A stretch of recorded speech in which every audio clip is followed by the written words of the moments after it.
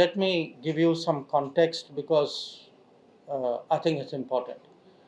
This Shanghai Cooperation Organization, its objective was to fight terrorism.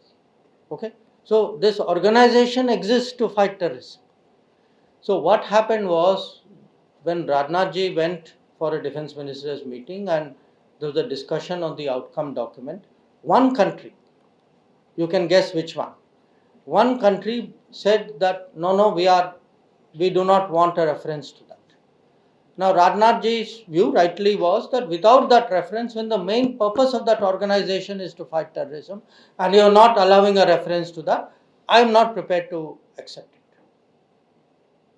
So I think it is very understandable. And again, look, our point of view to terrorism, because one country, you see, SCO runs by unanimity, हाँ, तो सर्वसहमति से SCO चलता है.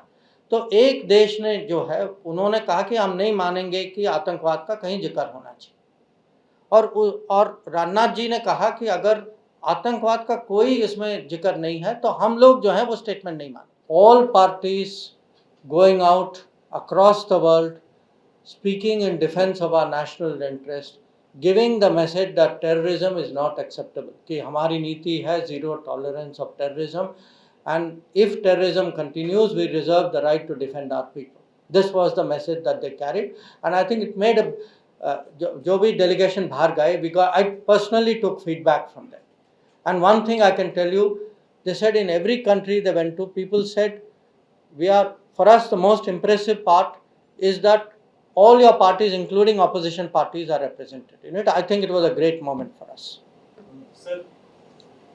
Sir, Neeraj हूँ news 18 India से. हमारा सवाल है कि आपने कहा कि जो लोग संविधान की किताब लेकर घूम रहे, उनके मन में कुछ और है, लेकिन उन्हीं की पार्टी जो है, मौजूदा सत्ताधारी पार्टी पे संविधान को डिमीन करने का आरोप लगा रही है.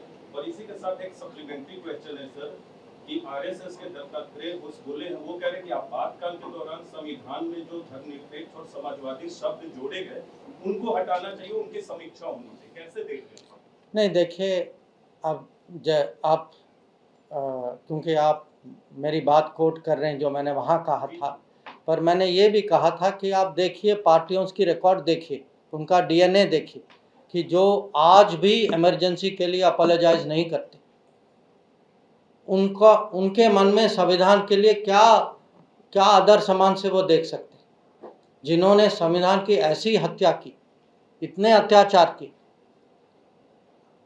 तो संविधान हाथ में रख के घूमने से कुछ होता नहीं है. संविधान जो है अंदर होना चाहिए, दिल में होना चाहिए, मन में होना चाहिए. तो दूसरा जो है, जो आदरणीय दत्ता जी के बारे में आपने कहा, देखिए, मैं सरकार का मंत्री हूं, तो ऐसे विषय पे मेरा कुछ कमेंट देना उचित नहीं होगा.